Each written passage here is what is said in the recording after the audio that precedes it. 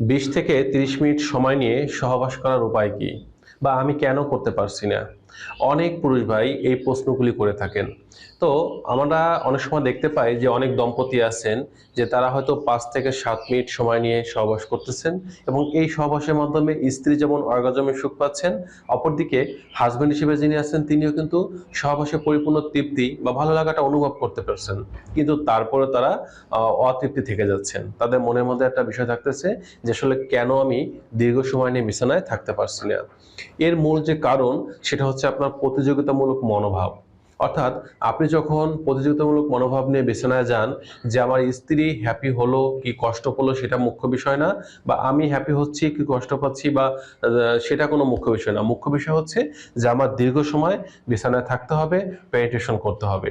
এরকম চিন্তা ভাবনা নিয়ে যখন যান তখন আপনার দেখা যাচ্ছে যখন ওই নির্দিষ্ট সময় পর্যন্ত আপনি থাকতে না পারছেন তখনই আপনি অখুশি হচ্ছেন বা আপনার মধ্যে সময় নিয়ে একটা আক্ষেপ থেকে যাচ্ছে। তাছাড়া বাংলাদেশের বর্তমান যে পুরুষ আছেন শতকরা 80% বা 80% পুরুষ তারা কিন্তু তাদের সহবাসের গড় টাইমিং হচ্ছে 30 সেকেন্ড থেকে 1 থেকে 1.5 মিনিট বা সর্বোচ্চ 2 মিনিট। এই যে অল্প সময় নিয়ে থাকতে পারছেন তারা আসলে নিজেরা হালকা হ্যাপি হলেও তাদের স্ত্রী কিন্তু অর্গাজমের সুখ দেওয়া বা হ্যাপি করাটা আসলে সম্ভব হচ্ছে না। এটা কিন্তু একটা মুখ্য বিষয়। তো একজন পুরুষ আপনি পারছেন না কিন্তু আপনার পরিচিত অনেকজন আছেন, আপনার আত্মীয়-স্বজন, বন্ধু-বান্ধব তারা পারছে। আসলে তারা পারার কারণ কি? আর আপনি কেন পারছেন না? আমরা যখন আপনার না পারার কারণগুলো দেখব তার মধ্যে অন্যতম একটা বিষয় থাকে যে হার্টে দুর্বলতা।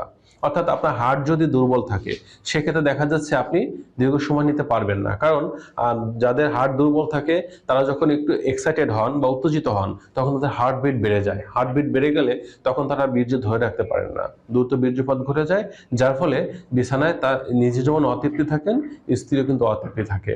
আবার অনেক সময় দেখা যায় যে অনেক পুরুষ ডায়াবেটিস, থাইরয়েডের সমস্যা, শ্বাসকষ্ট বা একজিমা বা অ্যাজমা বলে থাকি আমরা যেটা, এর পাশাপাশি হার্টের সমস্যা, লিভারের সমস্যা, কিডনির সমস্যা, নানান ধরনের জটিল রোগে যদি আক্রান্ত থাকেন তাহলে একজন অসুস্থ ব্যক্তি তো আসলে দীর্ঘ সময় মিলন করা তার পক্ষে সম্ভব না। এটা হচ্ছে একটা অন্যতম কারণ। আবার অনেক পুরুষের দেখা যায় যে জিনগতভাবে বা বংশগতভাবে বয়স যখন 40 পার হয় তখন তাদের শরীরে টেস্টোস্টেরন হরমোন লেভেলটা কমতে থাকে। আর টেস্টোস্টেরন হরমোনটাকে বলা হয় একজন পুরুষের যৌবন শক্তির একটা অন্যতম উৎস। আর এটা যখন কমতে থাকবে ধীরে ধীরে নিচের দিকে নামতে থাকবে তখন কিন্তু আপনার দ্বারা দীর্ঘ সময় বিছানায় থাকা সম্ভব হবে না। তাছাড়া অনেক পুরুষ দেখা যায় যে বয়স হয়তো 25 থেকে 40-এর মধ্যে আছে, এখনো 40 পার হয়নি, তাদেরও কিন্তু টেস্টোস্টেরন হরমোন লেভেল কমতে পারে বা কমতে থাকে। এর আসলে অনেকগুলো কারণ থাকে। যদি আপনি অনিয়ন্ত্রিত লাইফস্টাইল বা জীবনযাপন করেন সেটা হচ্ছে একটা অন্যতম কারণ। কারণ আপনি যখন রাতে 10টার মধ্যে বিছানায় না যাবেন, ঘুমাতে না যাবেন, রাত জাগবেন কারণে বা অকারণে, এছাড়া দেখা যাচ্ছে মানসিক দুশ্চিন্তা করবেন, পরিমিত খাবার গ্রহণ না করবেন, অর্থাৎ লাইফস্টাইল যখন আপনার সঠিক থাকবে না তখন আপনার কিন্তু শরীরে টেস্টোস্টেরন হরমোন লেভেলের ঘাটতি দেখা দেবে। এজন্য এই দিকটা কিন্তু আপনাদের অবশ্যই লক্ষ্য রাখা উচিত যদি আপনি বিছানায় দীর্ঘ সময় থাকতে চান। এর পাশাপাশি অনেক সময় দেখা যায় অনেক পুরুষ তার স্ত্রীর সাথে ভালো সম্পর্ক থাকে না, অর্থাৎ সবসময় ভুল বোঝাবুঝি, মনোমালিন্য এগুলো থাকে। তারপরে স্ত্রীকে যখন আপনি বিছানায় আহ্বান করেন বা তারে ডাক দেন মিলন করার জন্য, আপনার ডাকে সাড়া দিয়ে হয়তো সে বিছানায় আসে, কিন্তু বিছানায় আসলেও সে যে আসলে একটা রেসপন্স অবস্থায় থাকবে বা রেসপন্সিবল ভাবে আপনার সাথে মিলনে পারফরমেন্স করবে সেটা কিন্তু করে না। সে জাস্ট নিশ্চুপে শুয়ে থাকে। আপনি আসলে একজন মানুষের সাথে সহবাস করতেছেন না কলা গাছের সাথে করতেছেন, এই অনুভূতিটা কিন্তু আপনি খুঁজে পান না। একটা একঘেয়েমি ভাব চলে আসে, যার কারণে দেখা যায় আপনি দীর্ঘ সময় মিলন করার যে ইচ্ছা বা শক্তি এটা হারিয়ে ফেলেন এবং তারপরেই দেখা যায় যে আপনার দ্রুত বীর্যপাত ঘটার সমস্যা দেখা দেয়। এটা ছাড়াও কিন্তু কমিউনিকেশন একটা গ্যাপ থাকে আমাদের বাংলাদেশি পুরুষদের মতো, যেটা আমরা দেখতে পাই সেটা হচ্ছে যখন মিলন করতেছেন তখন স্ত্রী কানে ফিসফিস করে বলুন যে আসলে তোমার কি ভালো লাগতেছে, তুমি কি মজা পাচ্ছ, আমি কি আরো জোরে পেনিট্রেশন করব না আর একটু স্লোলি করব। পরিপূর্ণ কি ভিতরে প্রবেশ করেছে, বা তোমার ভ্যাজাইনাটা আসলে অনেক ভালো, অনেক টাইট, এরকম প্রশংসামূলক কথা বলুন। তোমার ব্রেস্ট আসলে এত সুন্দর যে দেখলে আমার খুব ভালো লাগে। এই যে প্রশংসামূলক কথা কানে ফিসফিস করে বলুন, তাকে জানতে চান যে তার ভালো লাগতেছে কিনা, এই বিষয়গুলো যখন তার সাথে শেয়ার করবেন তখন তার মধ্যে একটা নতুন বাড়তি ভালো লাগা কাজ করবে। সে নিজের থেকে রেসপন্স করতে শুরু করবে এবং মিলনটা অনেক সুন্দর, আকর্ষণীয়, মধুময় হবে। আর স্ত্রী যখন রেসপন্স করবে নিচের থেকে, তখন কিন্তু আপনারও সহবাসের সক্ষমতা, ইচ্ছা শক্তি এটা ব্যাপক আকারে বৃদ্ধি পাবে, যার ফলে দেখা যাবে আপনি দীর্ঘ সময় নিয়ে বিছানায় থাকতে পারবেন।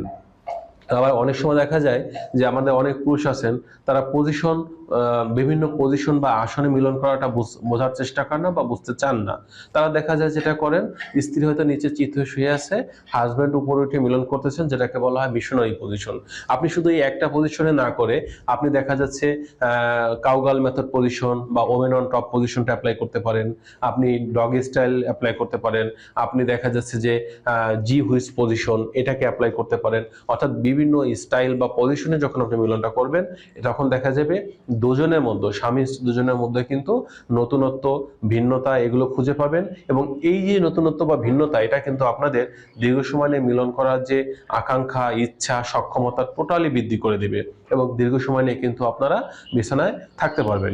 এই দিকটা কিন্তু আমাদের অবশ্যই প্রত্যেকটা পুরুষের এটা কিন্তু আমাদের লক্ষ্য রাখা উচিত, মেয়েদেরও কিন্তু বিষয়গুলো আমাদের লক্ষ্য রাখা উচিত। এর পাশাপাশি অনেক সময় দেখা যায় অনেক পুরুষ সহবাসের গতিটাকে নিয়ন্ত্রণ করতে পারেন না।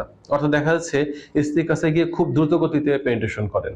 আপনি যত বড় সক্ষম পুরুষ হন না কেন, যখন দ্রুত গতিতে পেনিট্রেশন করবেন তখন কিন্তু আপনি নিজের বীর্যটাকে আটকে রাখতে পারবেন না, দ্রুত বীর্যপাত ঘটে যাবে। এজন্য আমরা বলি সবসময় যে মিলনের সময় একটা ছন্দময়, সান্দিক গতি নিয়ে মিলন করুন। অর্থাৎ পেনিট্রেশনটা আপনি একেবারে দ্রুত গতিতে জোরে জোরেও করবেন না, একেবারে আস্তেও করবেন না, মিডিয়াম গতিতে ছন্দময় সান্দিক গতি নিয়ে যখন করবেন, তখন দুজনে কিন্তু পরিপূর্ণ ভালো লাগার সুখ যেমন অনুভব করবেন, অপরদিকে দীর্ঘ সময় মিলন করার যে সক্ষমতা, এটাও কিন্তু আপনাদের দুজনের মধ্যে অর্জিত হবে বা এটা আপনারা উপভোগ করতে পারবেন। আবার অনেক পুরুষদের দেখা যায় তারা ফোর প্লে করতে চান না। আমরা সবসময় আপনাদের বলি যে দীর্ঘ সময় বিছানায় থাকতে হলে অন্যতম যে টেকনিক, সেটা হচ্ছে দীর্ঘ সময় ফোর প্লে করা। অর্থাৎ আপনি যদি মেইন প্লেতে 8 থেকে 10 মিনিট থাকতে পারেন, আমরা বলি ফোর প্লেতে অন্তত 15 থেকে 20 মিনিট থাকুন। অর্থাৎ মেয়েদেরকে সহবাসের জন্য পরিপূর্ণভাবে তৈরি করতে হলে দীর্ঘ সময় ফোর প্লে থাকতে হবে। স্ত্রীকে আদর, চুম্বন, চাকিং, মর্দন এই কাজগুলো দীর্ঘ সময় নিয়ে করতে থাকুন। যখন স্ত্রী পরিপূর্ণ উত্তেজিত হবে, এরপরে যদি আপনি 8 থেকে 10 মিনিট সময় নিতে পারেন, তাহলে স্ত্রী যখন অর্গাজমের সুখ পাবে, অপরদিকে আপনার মনে যে একটা আকাঙ্ক্ষা ছিল যে আমি কেন দীর্ঘ সময় বিছানায় থাকতে পারি না, তো সেই আকাঙ্ক্ষাটা কিন্তু পূর্ণ হয়ে যাবে।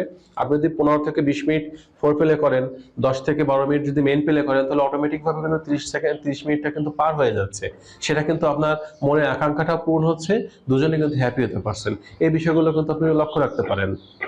আবার কিছু টেকনিক আছে, টেকনিকগুলো কিন্তু আপনি অ্যাপ্লাই করতে পারেন। টেকনিকগুলোর মধ্যে অন্যতম হচ্ছে যে আমরা বলি এটাকে চেপে ধরা পদ্ধতি। অর্থাৎ যখন আপনি দেখছেন যে মিলন করার সময় খুব দ্রুত বীর্যপাত ঘটে যাবে এমন একটা সম্ভাবনা দেখা দিছে, তখন আপনি আপনার পেনিসের গোড়ার দিকটা 2 আঙ্গুল দিয়ে চেপে ধরুন। চেপে ধরে বীর্যটা আটকে দিন, অনুভূতি চলে যাবে, আবার আপনি পেনিট্রেশন শুরু করুন। অথবা একটু বিরতি দিয়ে করা। অর্থাৎ যখন আপনি কিছু সময় করলেন, মনে হচ্ছে যে এখন হয়তো আর একটু পেনিট্রেশন করলে বীর্যপাত ঘটে যেতে পারে, আপনি ওই সময় একটু বিরতি নেন, 20-30 সেকেন্ডের জন্য একটু বিরতি নেন, অনুভূতি চলে যাক, আবার শুরু করুন। এভাবে একটু বিরতি দিয়ে দিয়েও কিন্তু আপনি এটা করতে পারেন।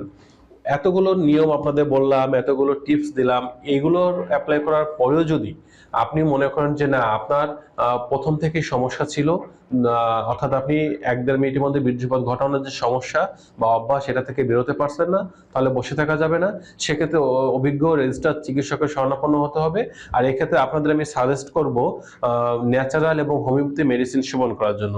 বিশেষ করে আমার চেম্বারে যখন রোগী আসে, তাদেরকে সাথে যখন কথা বলি এবং তাদের সমস্যাগুলো জানার পরে যখন ন্যাচারাল মেডিসিন এবং হোমিওপ্যাথি মেডিসিন দুইটি কম্বিনেশন ভাবে দেই, তখন দেখা যায় যে এতে রোগীদের সফলতার হার যেমন বেশি থাকে, অর্থাৎ খুব দ্রুত যেমন তারা এই সমস্যা থেকে মুক্তি পেতে পারেন, সুস্থতা অর্জন করেন, অপরদিকে তাদের দেখা যায় পার্শ্ব প্রতিক্রিয়া নেই বললেই চলে। কারণ এই যে ন্যাচারাল মেডিসিন, বর্তমান সময়ে অনেক ভালো ভালো ন্যাচারাল মেডিসিন আছে, হোমিওপ্যাথিতে অনেক ভালো মেডিসিন আছে, যেগুলো আপনি গ্রহণ করার মাধ্যমে সমস্যা থেকে মুক্তি পেতে পারবেন, আপনার পার্শ্ব প্রতিক্রিয়া কম হবে এবং অন্য অন্য চিকিৎসা পদ্ধতির তুলনায় এই চিকিৎসা পদ্ধতিতে আপনার খরচ তুলনামূলক অনেক কম।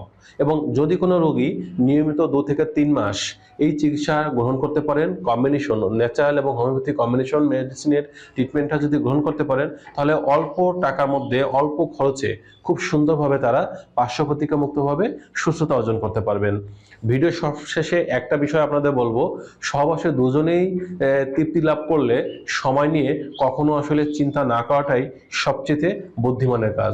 অর্থাৎ আপনি কত সময় নিয়ে সহবাস করছেন তার থেকে মুখ্য বিষয় আপনাদের থাকা উচিত যে যতটুকুন সময় নিয়ে করতেছেন তাতে হাজব্যান্ড এবং ওয়াইফ দুজনেই হ্যাপি হচ্ছেন কিনা। যদি হ্যাপি হন তাহলে ওই সময়টাই আপনাদের জন্য বেস্ট সময় হিসেবে নিজেদের ধরা উচিত। তো বন্ধুরা, এই ছিল আজকের বিষয়। সকলে ভালো থাকবেন। আজ এ পর্যন্তই।